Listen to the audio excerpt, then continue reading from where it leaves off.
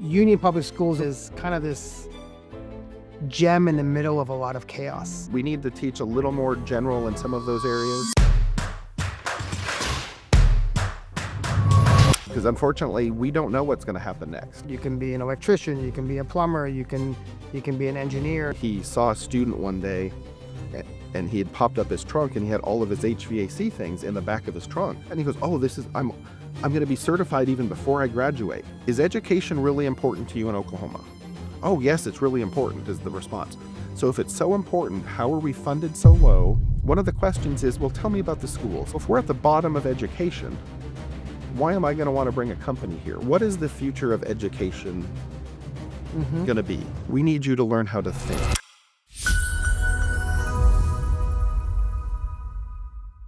For this episode, we have the Executive Director of Human Resources for Union Public Schools, Jay Loegering.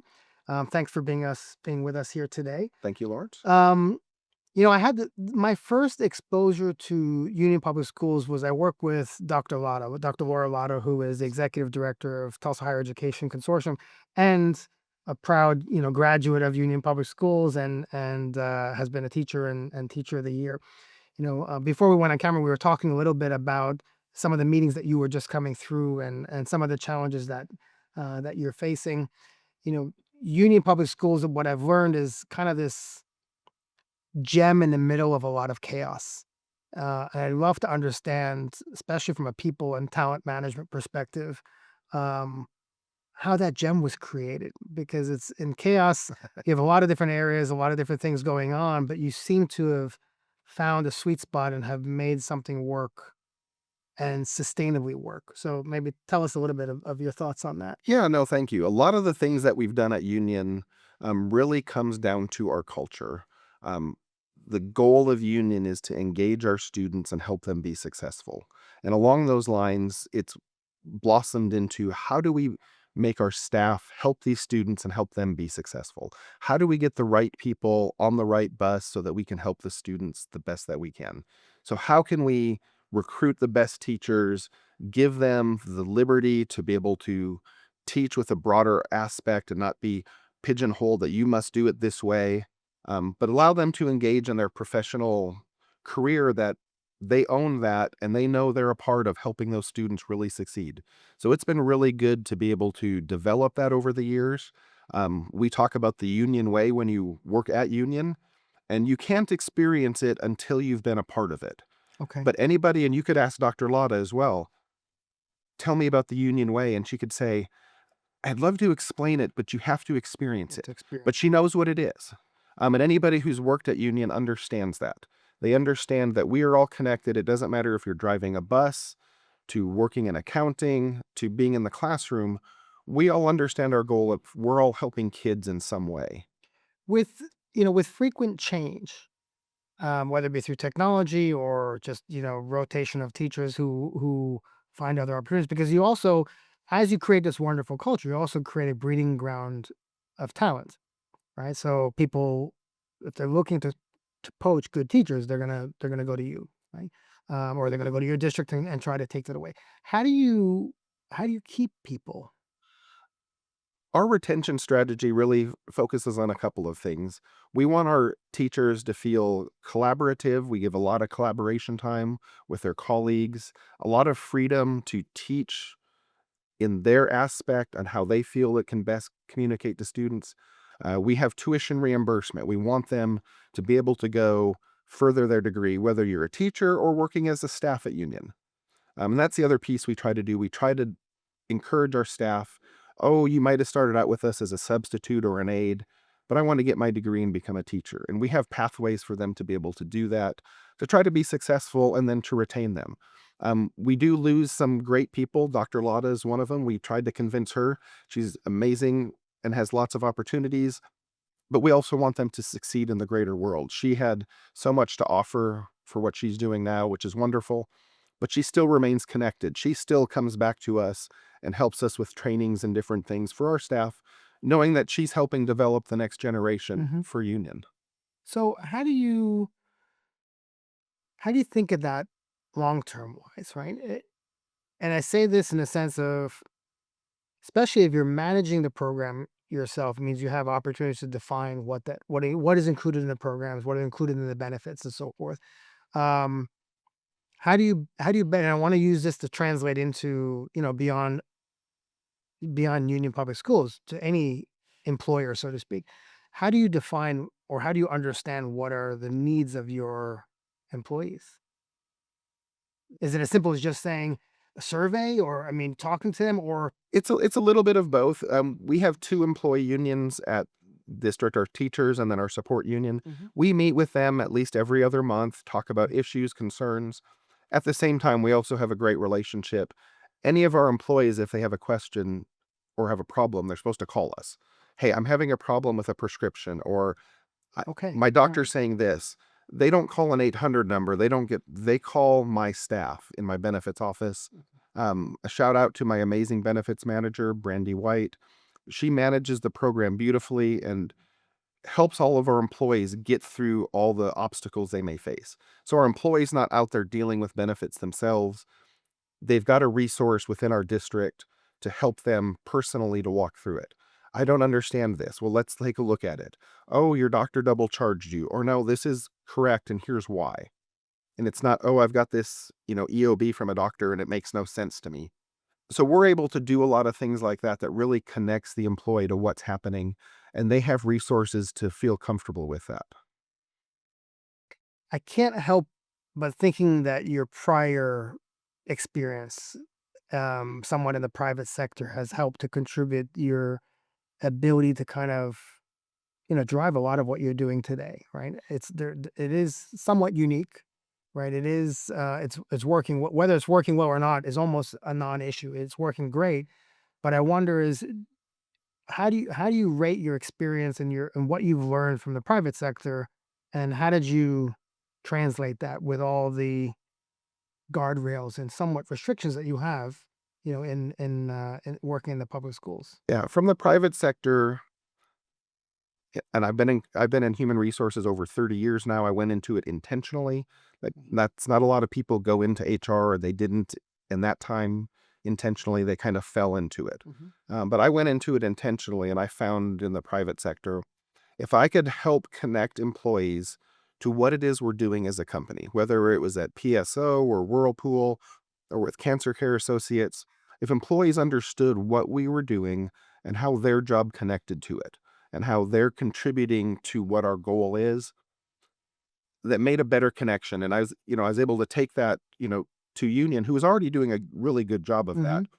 But, we made it even broader than that. How do we all connect to 100% graduation, college, and career ready? That's our goal at Union. So how do you as a bus driver, our bus drivers say, I'm the one who makes sure they get to school and start their day off right. And when you hear that from a bus driver, that's like, wow, that's right. You're the first person they're seeing, and if you start their day off right, you're making an impact. So learning that from the private sector helped. Um, Also trying to understand just the different nuances of different jobs. That was one of the things Okay. I did in the private sector in HR that threw people a little bit. I went out and read meters at PSO to see what the job was like. So when I'm trying to hire for that, I can better explain to somebody you're going through fences, you're going to deal with dogs at Whirlpool, working on the line as the range is coming down to be able to see you're standing in a spot for 10 hours. And you'll rotate spots, but you're there for a long time. So how does that work? What's the impact of that? And then I can take that and talk to a new employee or an applicant and really explain and get them to understand. Done it. I've Yeah. done it and this is what the job's about. I'm smiling, because I've a lot of my career was related to that, right? A lot of my successes were, not going in and assuming anything, but actually saying, okay, let me go out with the sales rep. Let me go out and I work for a telephone company. Let me go and do the connections and understand what it is to crawl on your knees and so forth, right? Right. I worked in India where the sales reps didn't have cars, they had bicycles, right? And the biggest issue they had was they had to pay for spare tires, right? And it cost the company nothing to provide these spare tires, but we never would have understood that if we didn't actually go out and Right. understand that. And I wanna pull on that thread of this understanding of the customer, understanding of what the challenges are. and ask you, you've been on the private sector, you've been on a lot of different areas, you've played different roles. How do you see the future of talent in the sense of, I believe personally that it's gonna need to become more generalized versus specialized, right? Especially with the introduction of AI and some of the tools. Right. But how do you teach for that now? How do you Because it's easy to say you need to learn more math, so then you Right. increase the math. You need to learn more of programming skills, so you teach more programming skills. If ultimately the skills are becoming more soft and durable skills, as we call it, how do you teach that? How do you envision that changing in terms of the landscape? I really think that change is coming about, and we're starting it with our students right now. That we don't, yes, we need to teach them some of the hard skills, and you need to learn how to program and some of those pieces, but we need you to learn how to think. How do you problem solve? How do you communicate in groups? How do you use the tools, AI or whatever the next tool is, Mhm. to help you be successful? And how do you also make sure that it's not doing something that it shouldn't be or that you don't want it to be doing? We talk about AI in schools, and we actually have a huge committee and we work on that, um, because AI is out there and people are using it. But are they using it in an effective way, not just to make up an assignment for them and turn it in, but they're using it to learn something and to actually help further them along? So I would agree that we need to teach a little more general in some of those areas, um, so that they can problem solve whatever the new problem comes before them. Because unfortunately, we don't know what's going to happen next. I mean, if you Right. look back in our generation, I actually worked for a phone company part time and sold the big old Ri brick phones. And now we've got a phone that's more powerful than the lunar module that we sent to the moon. yeah, yeah. How do you train for a skill you don't know what it is? But you're not training the skill, you're training the person to analyze it, to problem solve, to step back and think, "Hmm, what is the real problem? How do I get to the root cause? Do I have this skill set to help this, or do I need to reach out for help? Do I need to pull in some colleagues to talk through this?" Because when you run into problems, we ran into a technical one just the other day at work, and we said, "Oh, we don't have the right people at the table." And to be able to be confident enough to say, "I need to pull other people in and use their expertise. And then we need to brainstorm this together. How can we make the solution that works for everybody?" And not feel that, oh, that's my job that they're doing, and feel, almost Threatened by it, threatened by right. it. Yeah, Exactly. yeah, yeah. So then what needs to change in the way we develop our teachers to be able to execute on that? That's a really good question. For our teachers, we need to stop trying to tell them how to teach. When you talk about a professional, teachers are professionals. They go to school to learn how to teach students, to get the information across to them, to help them learn in whatever style that may be. Mhm. But at the same time, if we're going to talk about them as professionals, we have to treat them as such and not keep going back and saying, well, you need to teach this way, and all the other pieces that come out. When I go to the doctor and I've got a wart, and he's going, oh, I'm going to, lance it. I'm just like, oh, no, I think you should burn it off. We don't question those professionals. We need to stop questioning them as professionals, trust them. The I've been in HR 30 years, I've seen a lot of things. People are people, and some people here and there, a few people, and it's a really minute number, will do something silly or dumb, regardless of what, area you work in, Mhm. but that's not the norm. We've gotta get past this, "Oh, teachers are doing." No, teachers are trying to help the students. We need to let them do that, give them the tools, give them the time to collaborate. Some of the other challenges I've also heard about is awareness. Awareness of families and parents about what career opportunities there are. Um, what do you guys do about that? How do you introduce a middle schooler, 5th grader, 6th grader to skills that are needed for the future, and even saying these are the types of jobs that exist. It's not just a doctor, a lawyer, or a basketball player, Right. right? You can be an electrician, you can be a plumber, you can be an engineer. There's all these different opportunities. Are there formal mechanisms that you have in place to do that, or is that something that can be improved upon? I mean, what are your thoughts on that? At Union, we actually have formal mechanisms in place. Starting in 6th and 7th grade, kids are given a course in career options. Okay. It gives them an exposure for half a semester of lots of different things. They do some testing, some real live examples, and that allows them to start looking at Union because we offer a lot of new programs at Union.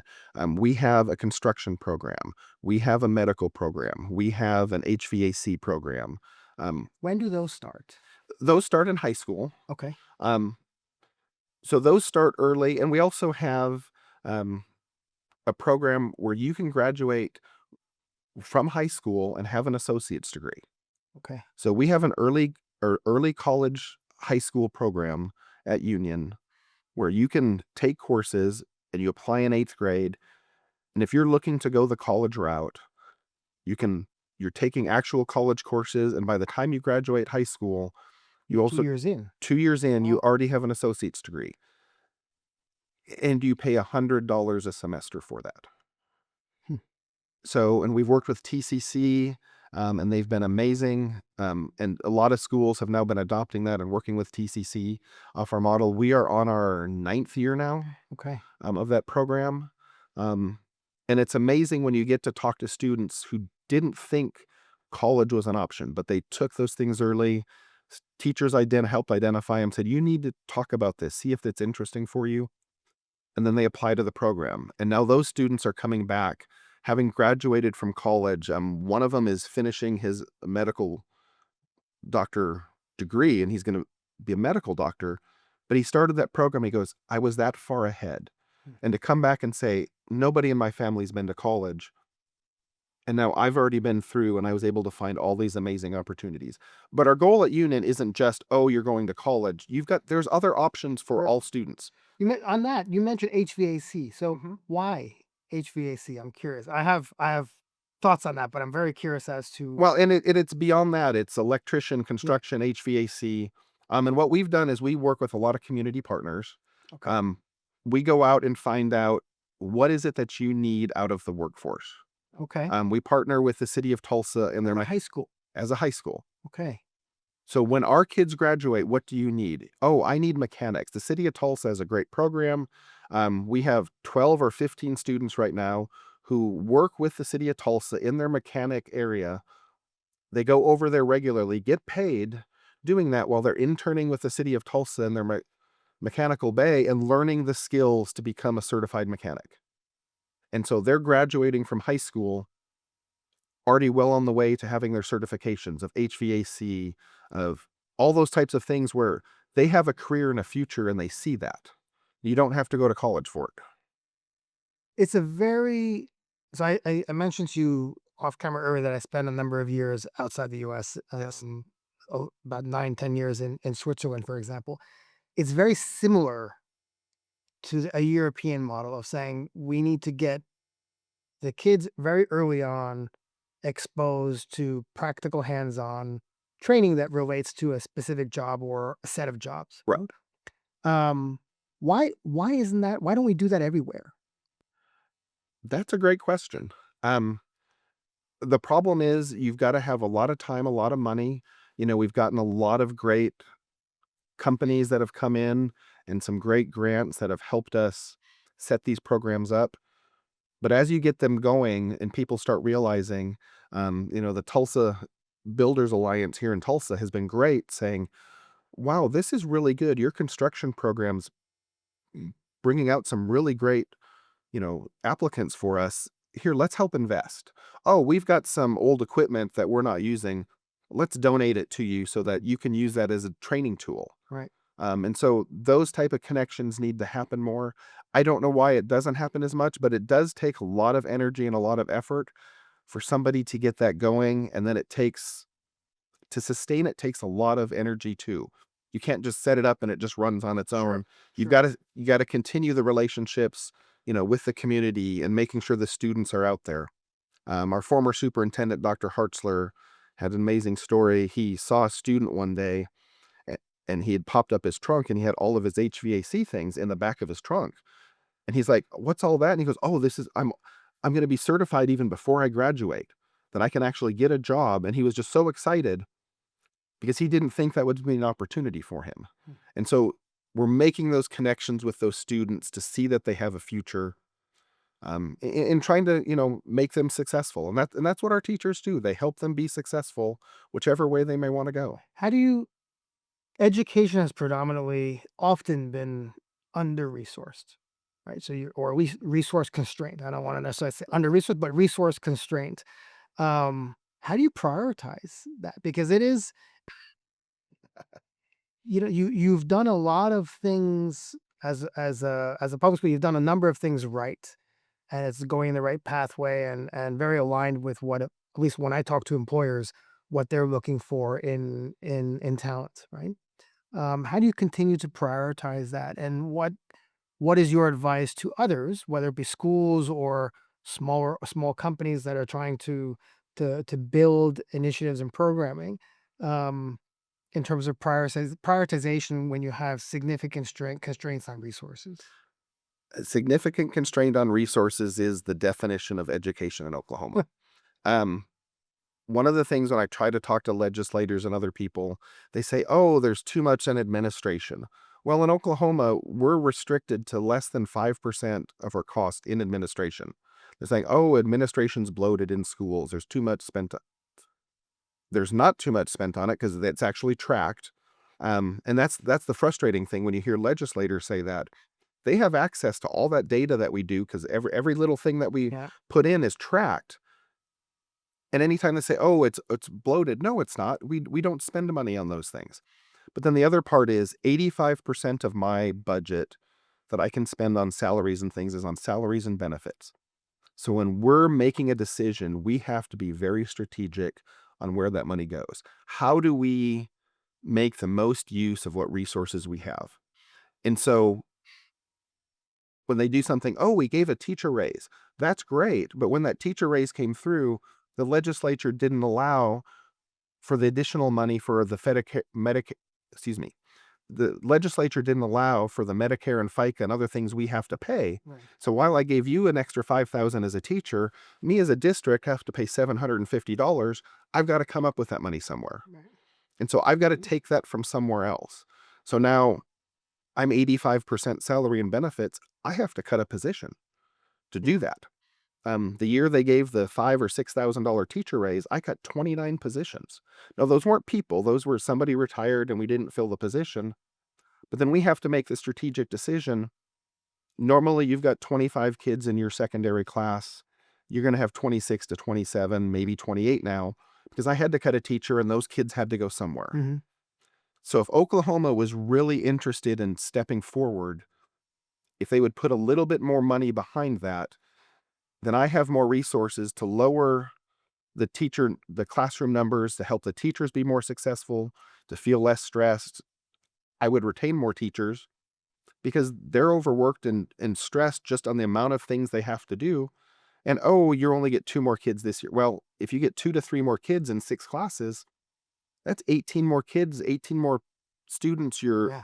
evaluating, parents you got to contact. You know, that takes a lot of time and that adds up over the years. Yeah. How does that relate to after school sort of programs? Because what we've seen also is a lot of exposure of the kids is sometimes in an after school program or a club or so forth. Is that is that something that is in budget? Is that something that's secondary, that is outside of the frame of things? That is completely outside of normal budgets. Hmm. Now, the good news is that the Kaiser Foundation and a lot of great groups here in Tulsa are great partners with us and provide great resources. But our goal at Unit is to engage all of our kids. That includes 70 or 80 different after school programs. We have robotics clubs, chess clubs, soccer, um, all sorts of things that you can imagine to engage the students, keep them active, trying to give them opportunities that they may not see in the future. We have to do that through partnerships again. Sure, You know, we sure. we get Hmm. some for being um, high needs district, we get some Title I funds, which we can use some for that, Mhm. but that tends to go towards tutoring and helping the kids who need one-on-one help. But those after school programs is where they make some of those connections and realize, oh, Right. there's other things that I could do. I really like this. Mhm. I mean, I remember a few years ago, I met a group of sixth grade girls who were working on a robotics project, and they actually created an app for the city of Tulsa where if you were in need, you could find resources from wherever you were. They made it all their own, designed it themselves, and they won a national award. Incredible. But a number of sixth grade girls who had never programmed anything, never had any idea how to do an app, did it all themselves. And now a couple of them are in college now working towards engineering and computer science degrees, Mhm. because they were exposed to something and were able to take that and go, I can really do something with this. I typically ask our guests, sort of in closing is, there's this expression of what keeps you up at night. I'm not a fan of that because typically what keeps you up at night is something that is just, oftentimes it's what you ate for dinner or whatever, right? But what do you believe should be keeping people up at night? Because it may not be something that keeps you up at night, but what is something that you believe passionately should be keeping people up at night? And you can define what people means, whether it's a legislator, whether it's a family member, whether it's a colleague, or whether it's you. Love to understand that. And yeah. That's a great question. One of the things, I won't say it keeps me up at night, but it's always there going, what is the future of education Mm-hmm. going to be? Because this talk of, we're talking about it in Oklahoma and a number of other states, let's get rid of property taxes. Well, property taxes fund schools. Yeah. So if you want to get rid of property taxes, that's great. But then my question is, what are you going to do to fund schools? How is that going to happen? And they don't have an answer for that because it's a great thing to throw for a headline, but Sure. how does that actually work? Do you actually get into the details? I'm going to cut taxes, but that's great. But how are you going to fund us? How are you going to do this? And then my question that goes back to legislators, and I've asked a number of them this, is education really important to you in Oklahoma? Oh, yes, it's really important, is the response. So if it's so important, how are we funded so low? Um, because if you fund education better, because when I helped with bringing doctors to work here in Tulsa and working with PSO, some of the people I did brought other Hmm. companies in and worked with them to bring in their industries into Tulsa. One of the questions is, well, tell me about the schools, tell me about the education. Right. And so if we're at the bottom of education, why am I going to want to bring a company here? Why are you going to want to pour money into Oklahoma when you're not investing in it? Because back when I was at PSO, Oklahoma was top 20 in education. Oklahoma used to be number 18 in education years ago. That I was not aware of. And see, when people go, really, really, it was. And I go, it was. And they did the funding and the support, and it was a much different atmosphere. And now the funding has stopped. And, they say, oh, we're going to increase. My favorite one is the education budget was held flat. You should be happy. Okay, well, you held my budget flat. I'm required by law to give raises. Cost of living went up. So now as a district, I'm going to have to cut positions to, to follow the law, but you held my budget flat, so I should be happy. Right. I'm grateful there's not a cut, but at the same time, It is a cut. but it is a Yeah, cut it is. every time. And so that's what keeps me up of this. Oh, we're going to keep it flat. Everything's okay. We're just going to maintain the status quo. Well, we're at the bottom in the status quo. If you're okay with that as a legislator, as an Oklahoman, that's fine. But I'm not okay with that. My kids had some great educational opportunities, went through TPS. Um, Eisenhower, Carver, Booker T had an amazing education, was great. I'm a union graduate. So when I came back and Dr. Burden was a superintendent and she said, welcome home, it was one of those, Mm. wow, I am home. It was a great feeling. But that's something now that we do at Union too. We bring in our graduates.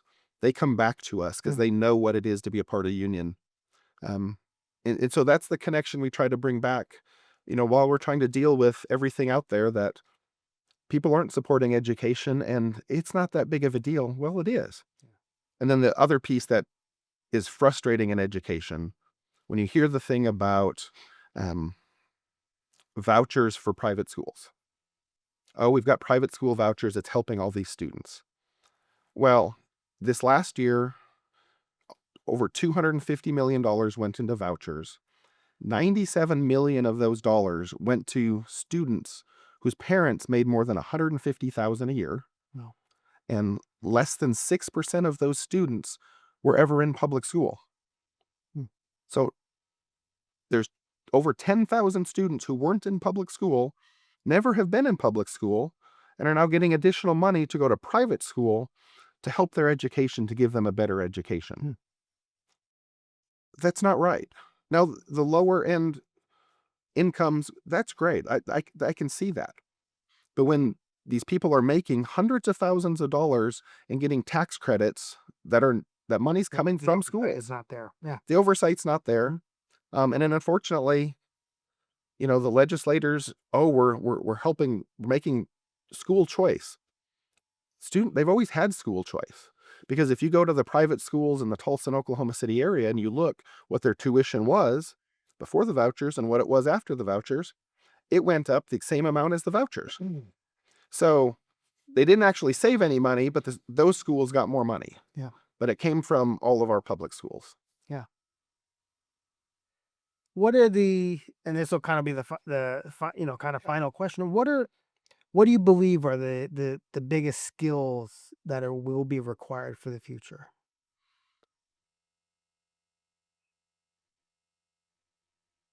I think probably the biggest skills are going to be, can you interact with technology successfully, but not let it overwhelm you? Because right, Okay. because right now there are so many products, so many different apps and services and things that are coming out there. How do you cut through the noise? Yes, that's exactly it. How do you get through that and say, this is what I can use to be successful? I don't need the rest of this. Hmm. Because it's difficult right now. I get approached so many times a week by, oh, we've got this new product for you. You've got to use this. A, I don't have time for all of that. And B, is it really something that's going to help you? Sure. Some of them have been absolutely great. And they've helped us be more productive, taken the workload off of people. But then as an education group, can I afford it? When I was in private company, yeah, it's worth the Yeah, to cost. do pilots and things like that. Right. We can spend 10,000, no big deal. For me to spend $10,000 out of my budget, it's got to come from somewhere else. Right. I don't have just extra money to test new Right. software, new equipment. So, Right. but I think if the employees of the future can start seeing through, how do I use it successfully without being overwhelmed, without panicking on it, Sure. and then being able to communicate that. Um, that's the other piece. I don't need everybody on their phone. I need them to be able to have a conversation. Right. This is the whole concept of durable soft skills, right? Yes. That we touched upon. Well, I learned a lot, so thank you very much. No, thank you. I This was appreciate it. wonderful, and looking forward to further collaboration. I appreciate it. Thank you so much for having me. Thank you.